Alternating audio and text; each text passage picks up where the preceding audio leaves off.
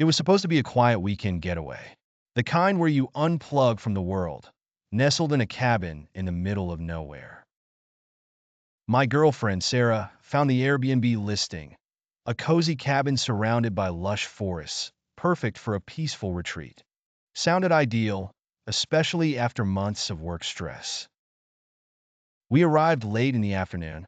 The cabin was beautiful, rustic yet modern, with a large deck that overlooked an expanse of dense, silent trees. No neighbors, no distractions, just us and nature. The first night was serene. We cooked dinner, sat by the fireplace, and enjoyed a glass of wine under a blanket of stars. It was perfect until Sarah pointed out something odd. "Do you see that?" she whispered, her voice low as if she was afraid of being heard. I followed her gaze to the woods.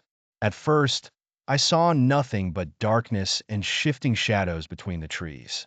But then I caught it movement, a figure standing just beyond the tree line.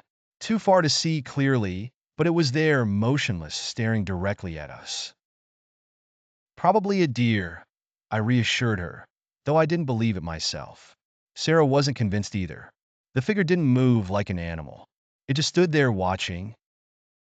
We locked the doors that night. I convinced myself it was nothing, a trick of the light or my imagination running wild. But Sarah couldn't sleep. She kept staring out the window, swearing she saw the figure again, just standing closer. The next morning, we explored the woods around the cabin. I half expected to find some explanation, tracks, maybe, or signs of someone else staying nearby. But there was nothing, just silence and the oppressive weight of the trees. That night, the figure returned.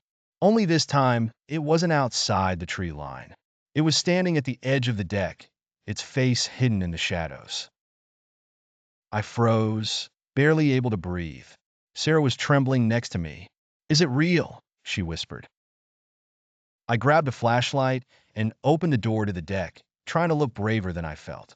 The light cut through the darkness, but when I pointed it at the spot where the figure stood, there was nothing. Just empty space. The tension didn't ease. We packed up the next morning, deciding to cut the trip short. As we loaded the car, I glanced back one last time at the cabin, and there it was again, the figure, now standing in the clearing, its head slightly tilted, as if mocking us. We never spoke about what we saw, but I could feel its presence long after we left.